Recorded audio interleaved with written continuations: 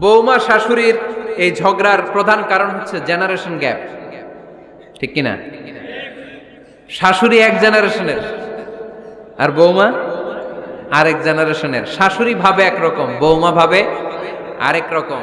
শাশুড়ি চায় বউর উপর খবরদারি করতে, বউ চায় শাশুড়ির উপর খবরদারি করতে। এই ডমিনেটিং এর কারণে কিলাকিলি আছে না নাই? আহা, এটা ঠিক না। আমার শাশুড়ি মায়েরা যারা আছেন, প্রথমে শাশুড়ি দিয়ে শুরু করি। আমার মাইকের আওয়াজ যে ঘরগুলাতে যায়, আমার শাশুড়ি মাদেরকে বলবো, বউদের উপর অত্যাচার করবেন না।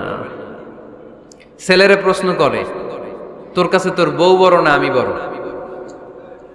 আছে না নাই? এটা একটা প্রশ্ন হইল। তোর বউ বড় না আমি বড়? দুইজনেই বড়। তো এক ছেলে সুন্দর উত্তর দিছে, আমার কাছে ভালো লাগছে উত্তরটা শুনে।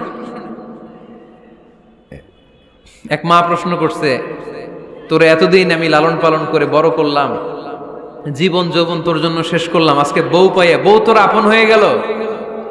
এবার ছেলে উত্তর দিছে, মা, আমার মুখ থেকে মা ডাক শোনার জন্য তুমি কি কষ্টটাই না করছো জীবনে। 10 মাস আমারে পেটে ধারণ করলা, খাইতে পারো নাই, বমি করছো, খালি ওষুধ খাইছো, তোমার পেট কেটে আমারে বের করা হয়েছে, 2 বছর আমারে দুধ খাওয়াইছো, পেশাব পায়খানা পরিষ্কার করেছো। বয়স যখন 3-4 তখন তোমার আমি মা ডাকছি, এই মা ডাকটা শোনার জন্য তুমি এত কষ্ট করছো। আর আরেকবারের মাইয়া এই ঘরে আইসাই তোমার মা ডাকা শুরু করছে। যেই মেয়েটা তোমারে মা ডাকে সে আমার আপন হবে না কেন মা? ঠিক কিনা? এই মা ডাক শোনার জন্য তুমি এত কষ্ট করলা, আমার লালন পালন করলা, 10 মাস পেটে ধরলা, পেশাব পায়খানা পরিষ্কার করলা, এরপরে মা ডাক শুনতে পারছো।